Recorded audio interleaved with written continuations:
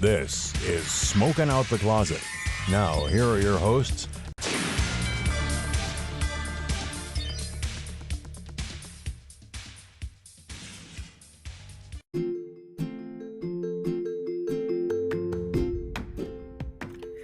Hey, it's Rayven. I wanted to announce 2 new affiliate programs that Smoking Out the Closet is now a part of. First, I would like to announce a Pittsburgh local company, The Hemp Co., with 2 E's in the. They offer hemp-derived products including Delta 8 and Delta 9 gummies, vape cartridges, and pre-rolls, HHC vape cartridges, and sustainably used devices and products. All products are made with hemp bioplastic for all your cannabis device needs. And every product is third-party lab tested, DEA certified, and Farm Bill compliant. If you're looking to visit them in person, you can visit them at 20280 Route 19, Number 3, Cranberry Township, Pennsylvania, 16066, or online at theehempco.com. Be sure to use SOTC20 at checkout for 20% off on us. And we're also wildly excited about our partnership with Blazy Susan. They offer their iconic Blazy Susan rolling tray, as well as papers and cones in unbleached hemp, their famous pink, and their brand new purple colors. Follow our affiliate link in the show notes and use Blazy10, BLAZY10, for 10% off on checkout. Now, on with the episode.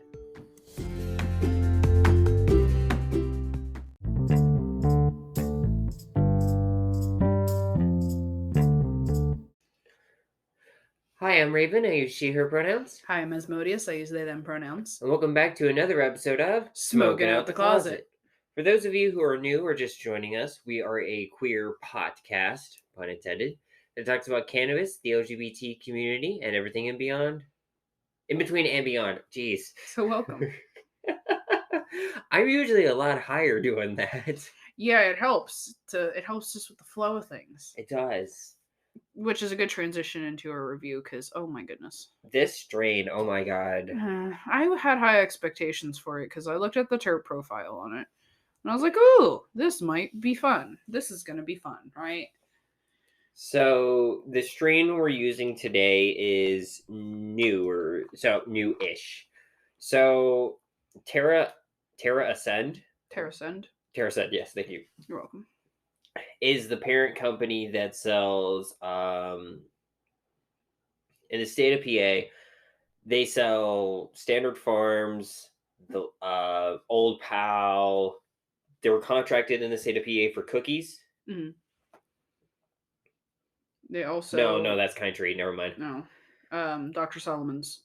That's GTI Rhythm. No, they are different. I keep getting them confused. No, you're sorry. Good. No, okay, so TerraSense owns Standard Farms, Old Pal. They're the ones doing the booze capsules in the state of PA. That's the thing that they have the white label for. I don't know if they bought it in every state, but they're doing it here in PA, which they're not bad. I like them. I like those boost caplets. I just came, or the tabs. Boost tabs. They say drops on the packages. I don't fucking know. They are drop shaved. The boost things. Yeah. I just came across 2 30 milligram packs of those in my box of weed. Yeah. But now they're selling, since they acquired it a few months ago in other areas. They got it past here in PA. They have Gage flower. I don't know what it's named after or what. Illera. They also Standard Farms is also Illera. Illera, yeah. Illera. It's okay. If you look at it phonetically, it looks like Illera. Yeah, because it says it's grown in the Illera's facility, not the Standard Farms facility. At least according to the packaging. But yeah, I don't know why it's called Gage. Of course, I had a friend in high school named Gage. We call him Gahe Lagrahe. I worked for somebody at Dunkin' Donuts named Gage. So it reminds me of him. We're speaking, which I highly doubt he listens to this podcast. But hi! That's why I said Gage. I'm friends with him on Snapchat still, and then don't talk to him ever.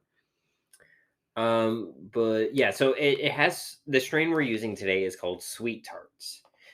Spelled, it's those weird ones where they basically just took all the vowels out of Sweet Tarts. I'm not kidding. Yeah, I know. You get it. It's close enough. There's no vowels. Nope. Nobody paid for a vowel on this around this Jeopardy. It's cheaper to print it without the vowels. You say Jeopardy? It's Wheel of Fortune. Yes, I'd like to buy a vowel for $300, Alex. Rip. You can't make that joke with whoever the new fucking people are, because I don't even know who they are. Nope. I stopped watching it. But let's see. So this is the one thing I hate about Trtz's labels. They're so hard to read and they're easily rub-offable, even though they're printed on stickers. They're not heat stickers, they're ink stickers, that's why. Yeah. They need to use heat stickers. Let's see. THCA is 16.288. THC is 1.2. So this is like 17 and maybe a half % THC. Total terpenes are 3.375 with... Oh, they're nice. They actually do it in like who's highest, not in alphabetical order. Okay. Beta myrcene at 1.5. Beta caryophyllene at 1.007. Humulene at 0.34. And then limonene at 0.238. Everything is 1 or lower. See, I was excited about that. You read that, and I still got excited about that, and I was like, wait, that's what I smoked right now. And I'm not super excited about it anymore. No, because I didn't feel any effects. Okay, so when you find like half or higher in flower, I feel like that is the cream of the crop to feel better. And my coworkers were talking about this one, and this was the same batch I got from my coworkers. And my one friend was like drooling over it. He says, but to be fair, I'm very sensitive to beta myrcene. And I was like, okay. And I thought it was going to be a bit better. I don't know. I don't know what all the fuss is about. I don't know if we just... Because I rolled this last night, though. Yeah. So maybe that had to do with it. I mean, I shouldn't have been lost that much. No. Anything in just not even 24 hours. Yeah, it's pretty bad. I don't know if maybe I just got a bad one. Maybe. I don't know. But, what would you rate it? 2.5. 2.5? Yeah. I'm going 2.8. I'm just disappointed. That's why I think mine is so low, is I'm disappointed. Yeah. It was not what was advertised, which got my hopes up. Yeah, and the thing is, like, my coworkers had effects that were very similar. So, and they use cannabis a lot more than I do. And I don't think it's a tolerance issue. No, but I was also thinking my tolerance has been shitty since I started tea. But even like, this is the first thing I smoked today. I haven't even hit my pen at all today. Same. Yeah, I don't know. I don't know. I will say it is very resiny. Yeah. So I think this will do a lot better in a vape or concentrate form. I'm thinking more in resin or rosin. I think this strain specifically how they grew it would excel in. But yeah, it's not a whole lot of anything really. I'm gonna give it a 2.8 because while I do feel a lot of the medical benefits, especially with like pain relief, it's just that's it. I would recommend this for like a good maybe daytime use for somebody, but with the high of beta myrcene, it might make someone super sleepy though too. Yeah. So I don't know. It definitely, if it's something that like I want to use but not feel high, I would probably recommend this to somebody. Definitely. Somebody who it is on the lower end of the THC spectrum. Also somebody who has used more, but if you have somebody who has used a lot of CBD heavy products or doesn't want to feel too much of the psychoactive effects, definitely this is something to recommend to them. Honestly, if you add a little bit of CBD flower to it, you might get a little bit more benefits from the entourage effect that way. I would definitely get something like Sour Lifesavers to mix with it. If they ever bring that If they back. if anybody ever has it, I still have it on my shelf. It's probably all crunchy at this point, and I should use it. But yeah, that's how I feel like you could use this as more of like a tool that way. Definitely. Yeah, and I feel like it would do really well in as an edible if you decarb it and make it like peanut butter or something. Absolutely. I think it would be really good. But just in its current form, I'm a little disappointed. It'd be neat to try to see it in RSO form. Ooh, that would be really good for an RSO. Yeah, I'm not touching that. It is a high terp profile for flower and a lower THC. So I feel like this would definitely do well for somebody with like pain if you put it in a RSO form. But I don't. Yeah, like you said, in its current state, it has potential. It's great potential. That is what I'm rating. I'm not rating the potential. So I know. I'm rating the product. But I'm just letting other people know who like either have like pressing machines or want to use it in edibles. Definitely try it that way. I'm adding these notes for that use. Yeah. I might even try making edibles out of it. I don't know. Mm-hmm. Can I talk about what I did this weekend? Yeah, absolutely. So I was a very important prop. And a very cute one, I will add. So our partner and previous guest on the show, under their stage name, Luna LaCreme, does Burlesque. And as part of Hot Metal Hardware, they had a show, and I was supposed to be the huntress for it. And supposed to kind of like, it was like springtime theme, because today's, as of recording, the first day of spring. Which it doesn't fucking feel like it. It's still like 49 degrees out there. It's chilly. Welcome to PA. But I was supposed to be enthralled and then have the arrow kind of get fired at me. It was like a little Brave bow and arrow when the movie first came out. It sounds like Merida's bow and arrow, but it was covered in glitter. So I don't know if you noticed. That's why I kept touching you and kept rubbing my hand on your lap when we got home. I kept holding your hand. I was wiping the glitter off of you because I can't stand glitter. I didn't have any glitter on me, so you didn't succeed. Well, it's all not me. Okay, well. But yeah, it was a fun time. I was very nervous because this was the first time I ever got on stage after my head injury, because I used to do drag. Actually, also today, it's been 4 years since your last drag performance. Google reminded me of that. Oh, really? My photos I took were of your last drag performance for 4 years ago. Wow. Wait, no.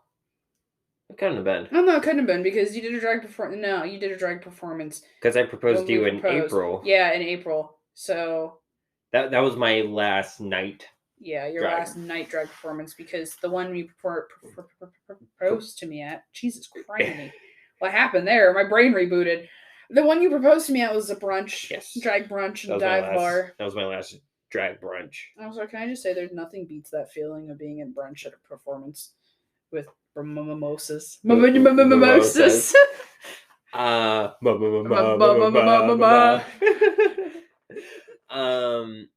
For those who don't get that reference, we're quoting SpongeBob there. But yeah, it was a real fun time. I was very nervous, but I did very well apparently. Like I knew you would. And it was funny though, because I had a thought and I just said it. It was just a random thought that popped in my head from the movie Bug's Life, where I can't remember his name, but the walking stick in the movie, he goes, you're a clown. You're supposed to be funny. No, I'm a prop. You always cast me as the stick, the twig, the broom handle, the splinter. You're a walking stick. It's funny. And so, I made that joke, and he was like, no, you're a very important prop. I'm like, I know, but it's still funny. It's still funny. Prop. It's still funny. If I went to go find you, would that be a prop hunt? Yeah,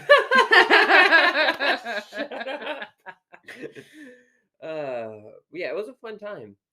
But it also made me realize that burlesque in its current stage is very queer. Oh, it is. Um, The Midwest Nerdlesque Festival, perfect example. oh my gosh, yes. There was one straight person probably that entire weekend, I'm pretty sure. Mm-hmm. Or at least one that admitted they were straight. Yeah. One that thought they were. But yeah, it is being kept alive thanks to the LGBTQIA plus community. Or communities. I don't know which way it's properly grammatically correct on that one. Because there's a bunch of communities within the community. But they're all one big community. So True. it would technically just be community. Who knows? English is garbage. It really is. But it was a very good performance. But yeah, I don't know if it was just Hot Metal Hardware, or because we did it at the Pittsburgh Community Center. Which go support them. They're really cool. I will put their link. It's also a very show notes. queer space. Yes. So that's why it was probably very queer. HMH is an all queer troupe. They are? Yes. Okay. They're the queer troupe in Pittsburgh. So like gender diverse, gender nonconforming. Yeah. All inclusive stuff. Yeah, all inclusive like that way. So that's also why it was very queer. True. But even like whenever we went to the Midwest Fest, Midwest. It's such a tongue twister. God damn it. I'm not even stoned. And I'm having this much problem. This is me sober. Midwest Nerdlesque Fest.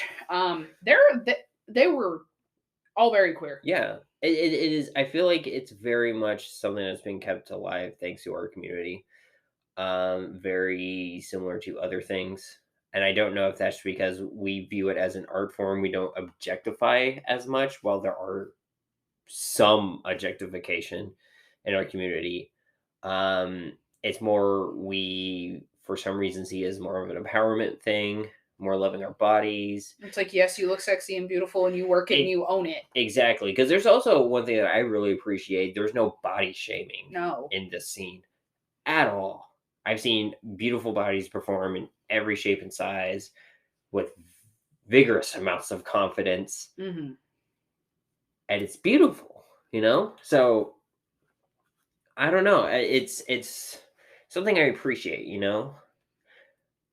If you ask 12-year-old me, when at the time I knew what burlesque was, and think that was still a thing, I would have laughed because I thought that died with vaudeville, Mm-hmm.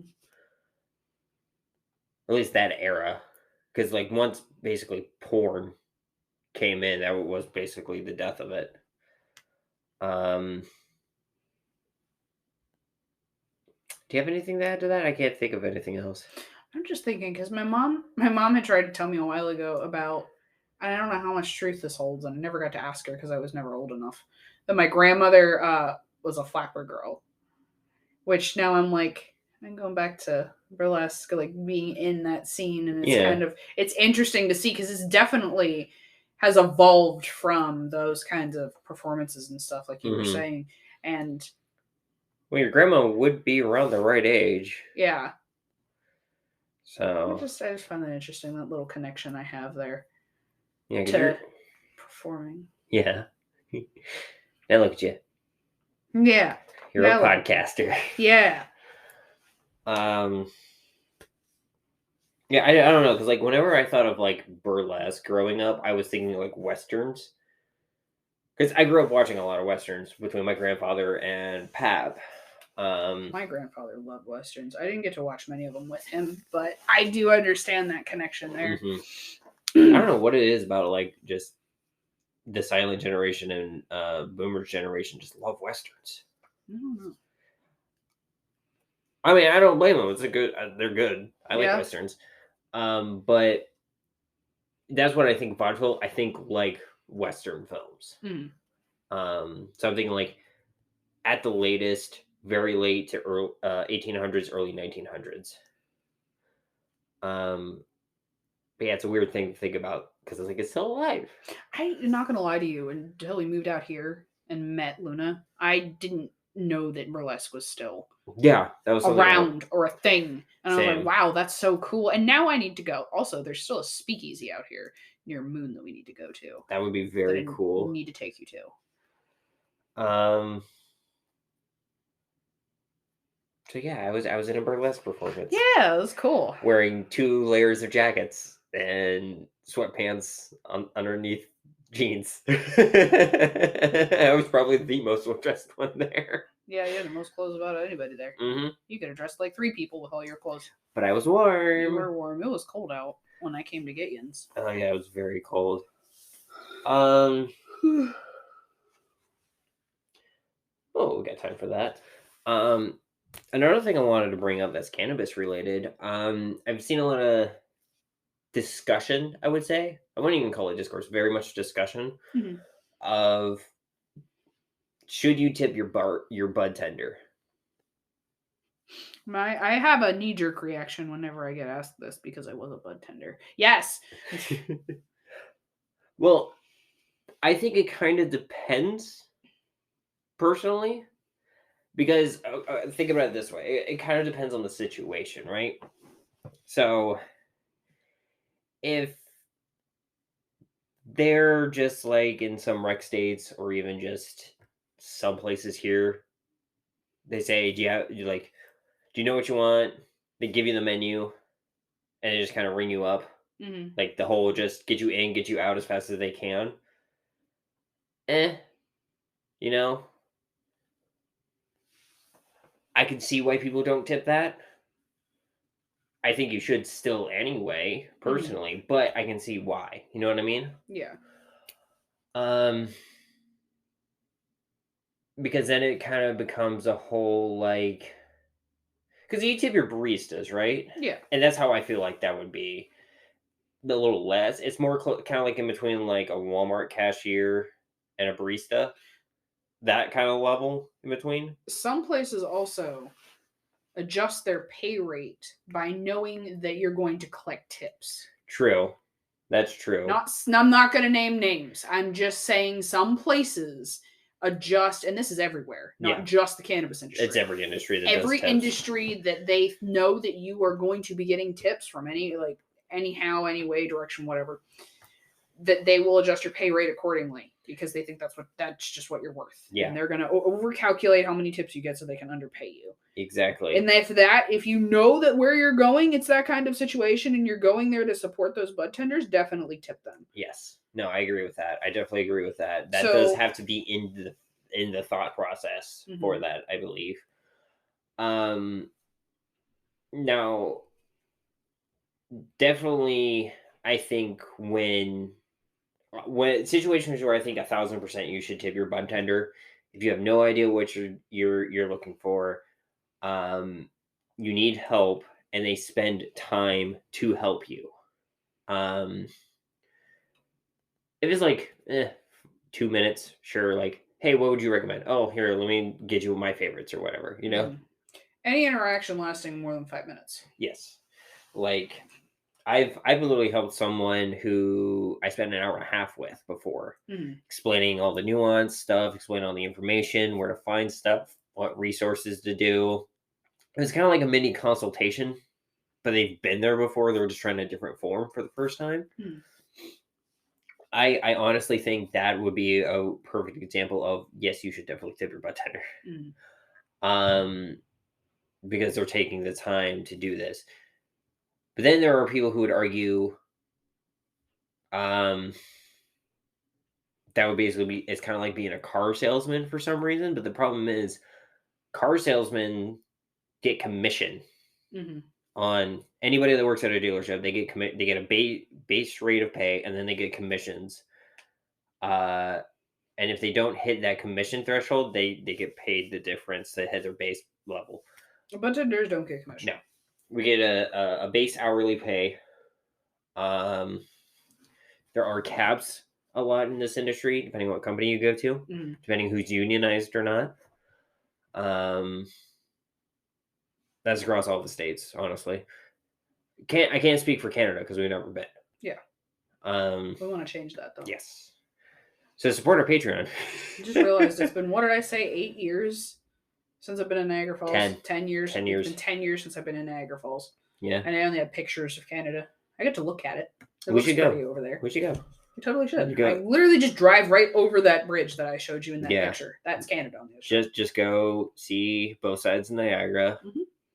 Smoke at the Canadian one. Okay. I don't know. Does Canada allow public smoking of cannabis? I don't know. We'd have to check that out before we go up there. But yeah, it's a. I think you should tip your budtender. Yes. Especially when they're they actually help you. I won't say names of dispensaries. Some just are automated machines, and I see why some people are like saying no, don't tip your budtenders, because that's all they go to, or that's what they have more in common. I learned that the way you and me work and our stores work, I'm not saying names, but are very rare in this industry, at least in the state of PA. Yeah. Because it's more going top down to focus on the quick short-term goal of generating the most money as quickly as they can. But I've seen at my store where we've actually helped people and we took the extra time and the extra step to help them. They are now returning customers.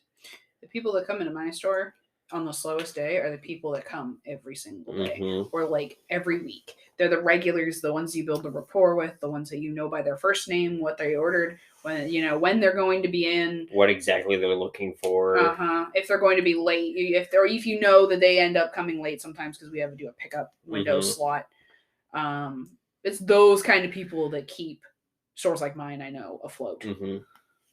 It's those people that you spend a little extra time with and stuff like that. And that's one thing I worry about when PA goes rec is just that loss, and it becomes more of like McDonald's where you're focused on the shortest service time as well. Make as much money as fast as possible. Yes, I worry about that. In and out. Because I want it to be more like a barista kind of craft beer artisan thing, like where you actually take time and talk and explain stuff and make sure that they're going to get something that they really like, Well, I can tell you, New Jersey's already at the former. When they went rec, it's in, out, goodbye. Yeah, because you actually went inside the dispensary.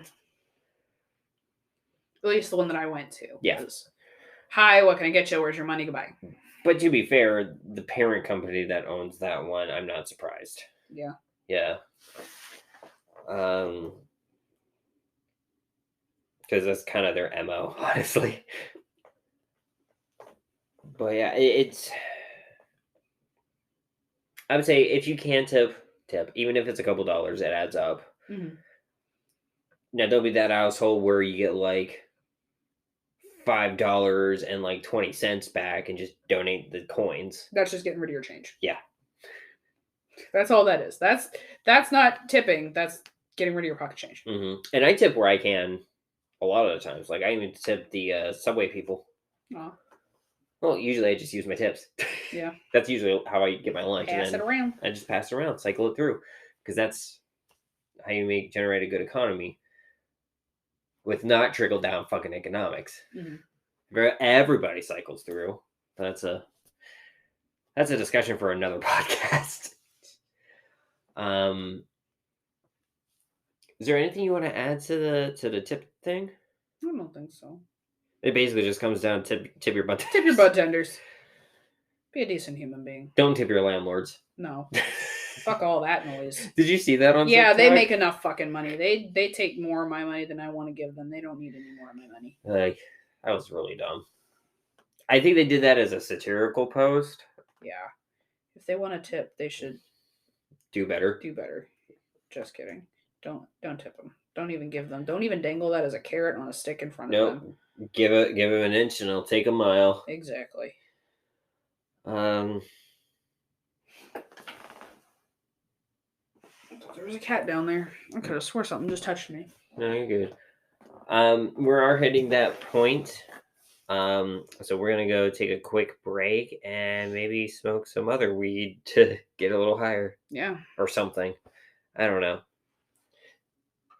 Sorry guys, Gage. It first batch, I'm hoping this next one gets better. Maybe you'll get your stuff worked out.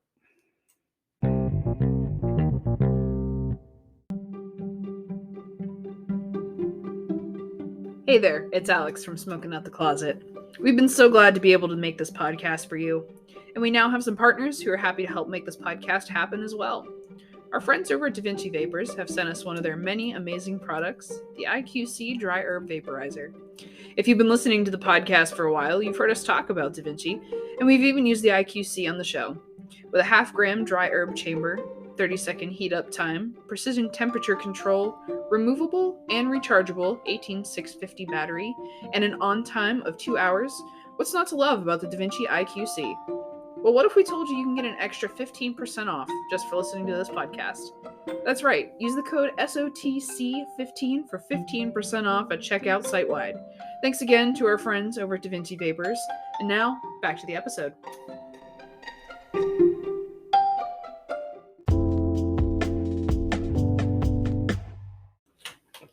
And we are back. Do you want to tell them what I did on the break? Oh, Rayven comes out of the kitchen. She grabbed the joint and we were going to go outside, and she comes out of the kitchen, pickle in one hand and joint in her mouth. And last night, I got a picture of this one from last night. Last night, she had a Pepsi under one arm, a pickle in her hand, a joint. And were you holding something else? No, that was it. That was it, yeah. That was it. Your Pepsi, your pickle, and your joint. If it was a Dr. Pepper, that would be the most me thing ever. Yeah, it would have been perfect. You know, I could probably Photoshop the Pepsi. I can Photoshop the Pepsi and make it a Dr. Pepper.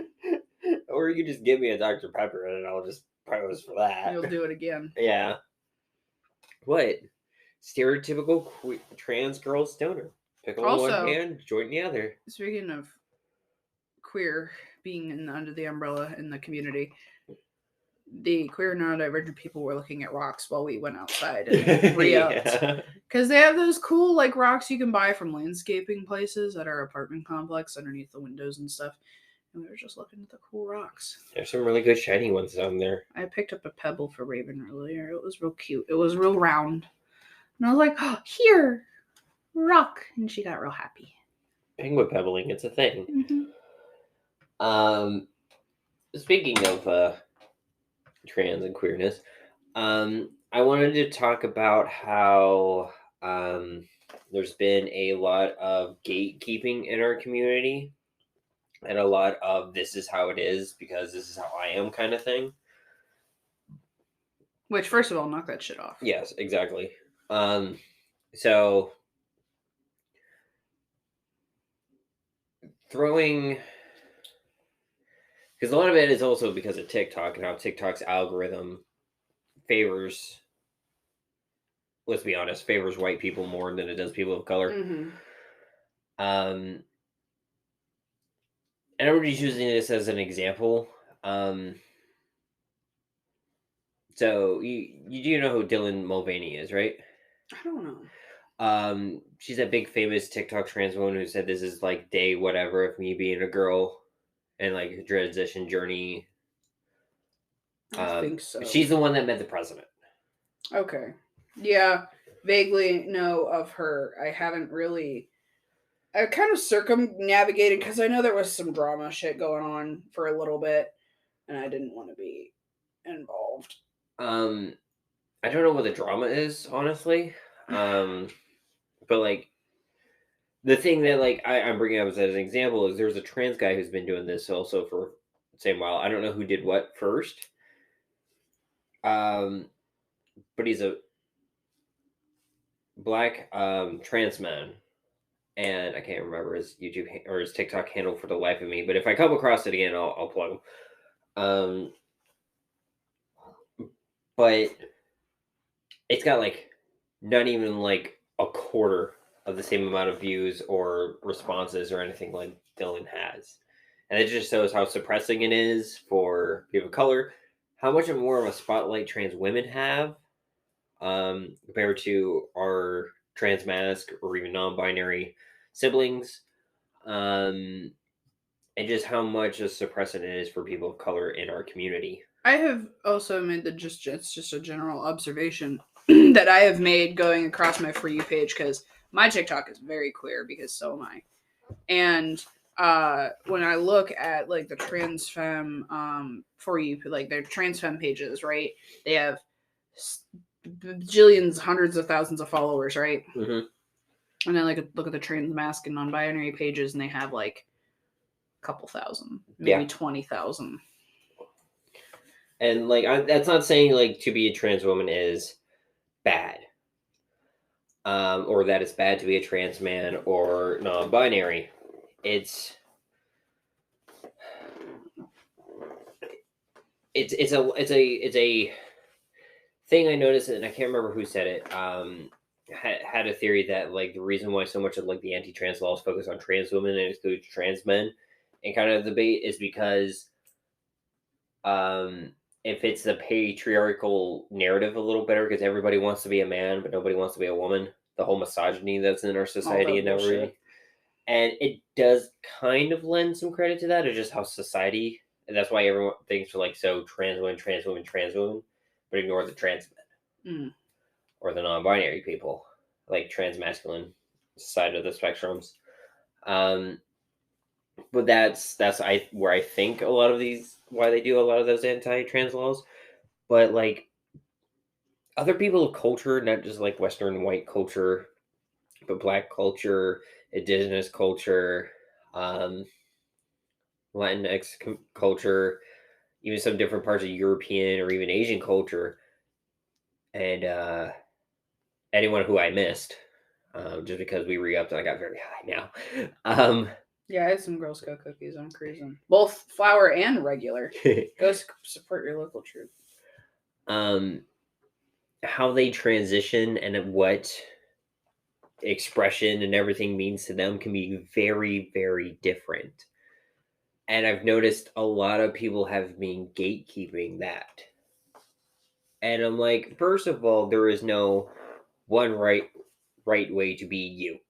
Yeah, there's no one way to be trans. Yes. The only right way to be you is to be true to yourself and how you best feel. And that can change over time. Mm-hmm.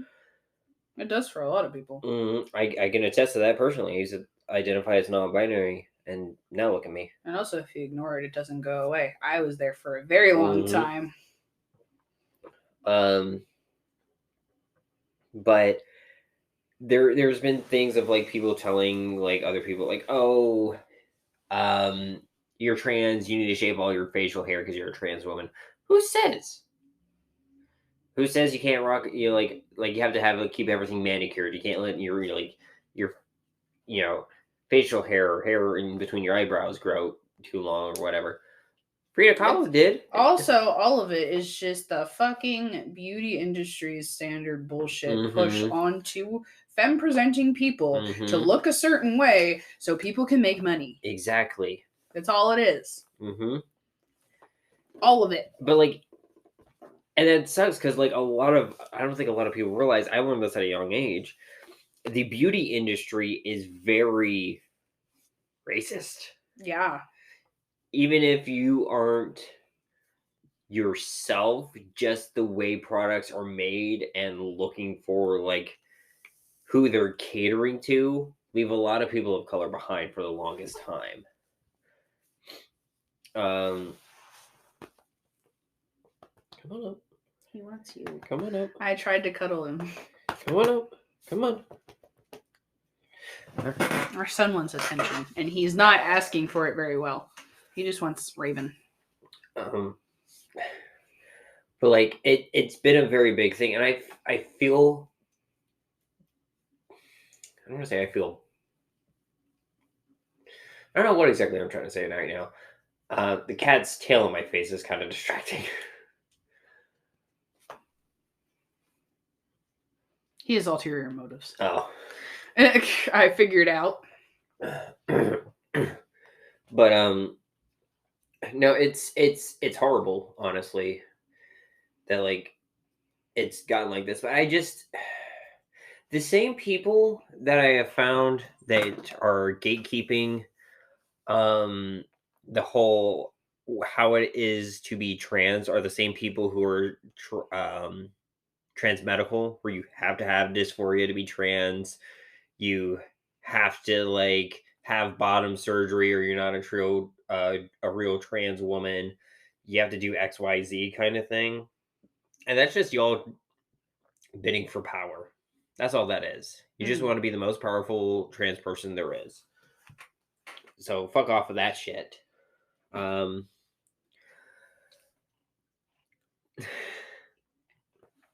But yeah, I mean, just don't fucking gatekeep. Don't tell people of color how to be trans. Don't tell anyone, in fact, how to be trans. Yeah. Because their way is their way, and that is the right way for them. Just like your way is your way, and that's the right way for you. Exactly. Right way. I said white way. White way. It's the white way for you. Speaking of like TikTok and stuff, because of the news media outlets and shit not showing everything, and then TikTok tells everything because we share all of it on both sides. Yeah. TikTok is being threatened to be banned in the United States. I heard whispers about that, and it's not the first time this has happened. Mm-hmm. But I think it's kind of dumb because we spread information in and out of our podcast, things we don't bring up on the podcast, or things that I know you don't feel comfortable discussing on the podcast. I will make TikToks about it and talk about it for people. And it's really dumb because the news outlets are losing money. Well, I'm like, no shit. Fox, you're one of the biggest ones bitching about this, and Tucker Carlson doesn't even believe the lies he spewed. So, no duh, the news industry is failing. Because you aren't being impartial. You're just spewing facts that gives you more ratings.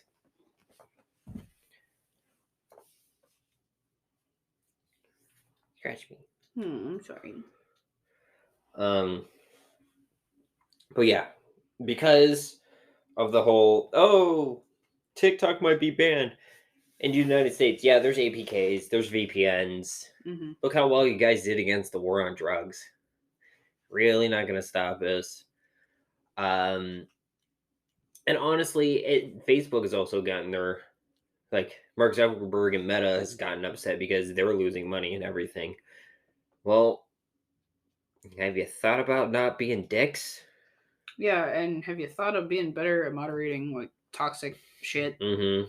That's also why people are leaving your platforms.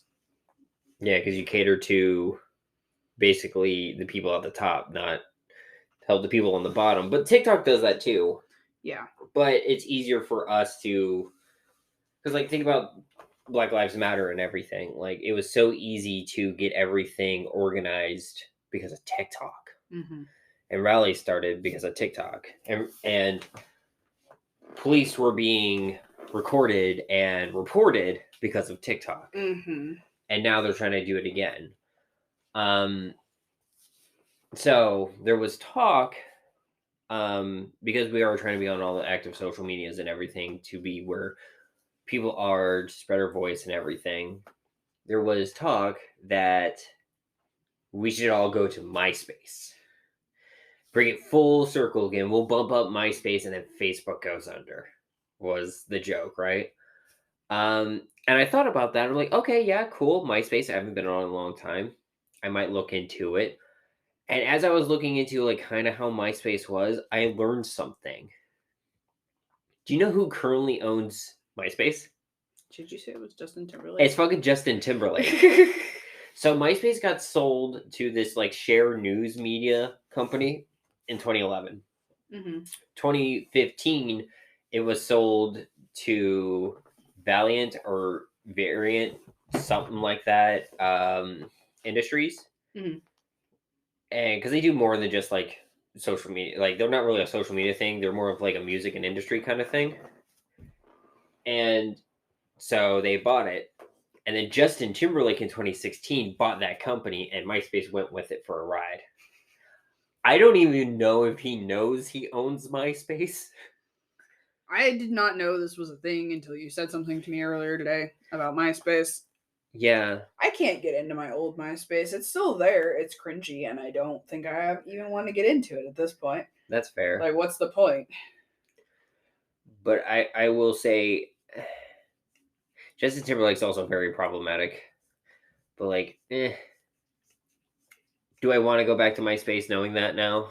I don't know. What we need to do is we need to make like a MySpace clone, but like OG MySpace clone, you know? So you can still, like, program shit. Yeah.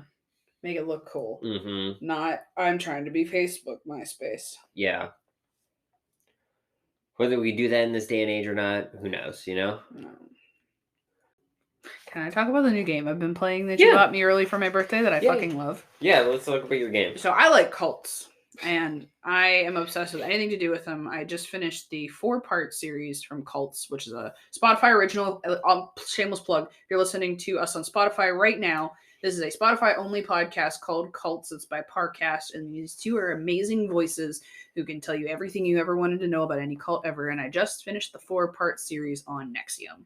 Can I just say you don't like being in cults? No, I don't like being in cults. I like learning about cults. They fascinate me. I was in between being a psych major or a sociology major, and they both have to do with how people interact with each other. And cults are in the middle of those two. Mm-hmm. And nobody told me when I was going for my sociology degree that I could have been like doing shit like this and like going behind and investigating cults, and that's fucking awesome. But it's also cool to see people that were in my major, what they're doing with my major. But I think it's fucking fascinating. And I did the 4-part series on NXIVM, and Rayven knows how much I fucking obsess over learning about cults and things. And I just absorb all this information like a sponge, and then I tell her. But there's this game called Cult of the Lamb that just recently came out. And I even remember you sending me the trailer for this. Mm-hmm. How long have you had this planned? Let me ask you that right now. Since your reaction to that trailer? Oh my goodness. You were just like, yep, buying it for them. Mm-hmm. Basically, you are a little lamb, and you are the last lamb left. And you get killed by, they're called the Protectors of the Old Ways, which are like the more, quote, traditional kind of religions, right? And they are like, you're blaspheming, we're going to kill you. And the one who waits is this demon who's like, hey, I'm going to make you a deal. I will let you live forever if you like set me free. And because this is like how I believe, and I started a cult too. So you are this cute little tiny lamb who goes and recruits cult members, and like all these little anthropomorphic creatures are part of your cult. And it's also like, it's a roguelike with like a farming simulator aspect to it, because it's like a village building. You're building this town for your cult members, and like cultivating food and resources. But it's also a dungeon crawler, which I fucking love dungeon crawlers. Oh my goodness. Because like, I'm looking at the Pokemon poster, and I told you this. My love of dungeon crawlers started with Pokemon Red Rescue Team. I play that for fucking hours. I love dungeon crawlers. And yeah, so that aspect of it's super fucking cool. And then the art style is gorgeous. The music in it is beautiful. And like, it's so immersive. I just get lost in it. And it's super cute. It's just adorable all over. And I love this game. Now, I will say, I bought the game, paid it with my card. And I was at work. Forgot. Because you haven't touched your Switch in a few weeks. So I was like, you know what, I'm going to put this on, and then the next time they boot it, which will probably be by their birthday at the latest. Because I at least want to get on and like say hi to my Animal Crossing villagers. Because I haven't been on Animal Crossing in a very long time. You know, and I was like, okay, they'll see it when they turn on their Switch next. I forgot, because you had that issue with someone trying to use your account as like a middle point kind of thing. Yeah, they were moving money from my bank account to my PayPal to put into my Nintendo account to buy something. But like, you can't get those funds back out, so I'm not quite sure what was going on there. But somebody got into my Nintendo account. So I set up like 7 different notifications, whatever. I'm surprised when, well, it was already logged in and it's my Switch. But like if anybody tries to log into my Nintendo account from an unknown device that's not registered to it, so like my 3DS, my Wii U, and my Switch, those guys won't trip the like secondary notification, but I have like 2-step authentication on for my phone number, and I get email receipts, and I see an email receipt come through when I'm at work, and I'm like, it's like Nintendo, thank you for your purchase. I'm like, what the fuck just did somebody get in my account? Am I gonna have to fucking, this is what I'm going to do on my lunch break now, is I'm gonna have to call Nintendo. And I look and I said, I know that credit card. That's my wife's bank card. And then the purchase notification comes through about 2 minutes later. Thank you for your purchase of Cult of the Lamb. I screenshot that and I sent it to Rayven, and I go, babe. And she's like, shit. Hey, fuck. You were not supposed to see that. I was like, well, I can delete the email. I can forget it even happened. And she's like, no, it's fine. Happy early birthday. And oh my God, I love this game so much. And it's so cute. There's a pin. I've officially started collecting pins. Now I have a corkboard. I feel official to put my pin collection on. But yeah, it's exciting. I love this game. The cute little pin. They have a little pin of like a chibi version of the lamb you play as up for pre-order right now. I don't even think it got a physical release yet, because I looked for it at GameStop. It was supposed to. Like I said, I don't know if it came out yet. Oh. It might have gotten an early digital release. Actually, let me look that up real quick. Because I know sometimes GameStop, this is an indie game, so it probably released digitally first, and then came the physical release. Well, I should say I didn't see it at our GameStop, at least. And the thing about it is that this might have been, I know with other indie games, unless you pre-order it, they don't get any. Mm-hmm. And you had to have had it pre-ordered for them to get any, period. Or actually, no. This one, the deluxe physical edition, comes out on the 14th of April. Oh, fuck. The standard edition... Well, I got to also, it doesn't come out until April. Okay, so it got a digital release before it got a physical release. The digital release came out first. And then, release date April 14th. Okay. So it's not even out yet, physically. I wanted to give you at least the game for your birthday, so I'm glad. I don't regret what I did. I love this fucking game. It is so cute. And like... Love it. This is one of those moments I miss working at GameStop, because knowing that this game, I got it early and I've been playing it and I've been loving it. I can drive pre-orders up. I can get everybody that I know who likes dark roguelike dungeon crawlers to buy this game. And I'm just like, I want to talk to everybody about this game. It's so adorable. But GameStop sucks as a company. They do suck to work for as a company, and like... I saw like it's bittersweet. 2 TikTokers who said they were going to sync with the ship and everything, and talking about how they were going to stay at GameStop no matter what. And after 20 years, they just decided, you know what, it's too much. I'm done. Because GameStop is one of those companies that I'm worried about cannabis is going to turn into, where they're just going to use and abuse you even more than they already fucking do. And also the thing about it is we've seen Hot Topic saw it start to happen. They started to become like GameStop. Mm-hmm. You're the coolest store in the mall, or you're the coolest store in the strip, or wherever you're located. And then people lose interest, and you only really have the diehard people, or the people in cannabis's case who actually need it. The novelty wears off.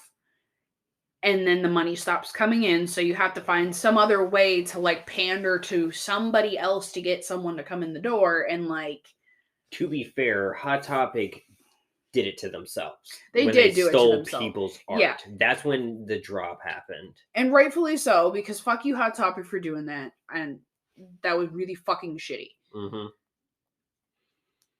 And I'm so glad that you actually paid fucking Robert, because Robert had t-shirts in Hot Topic for Sabrina, for the Chilling Adventures of Sabrina. And that's the only reason I bought it, is because I asked him, I was like, because of all that bullshit earlier, I was like, hey, did you get money from these? Like, do you know that your work is in Hot Topic? And he's like, yeah, I know. And I'm like, cool, then I'll go buy it.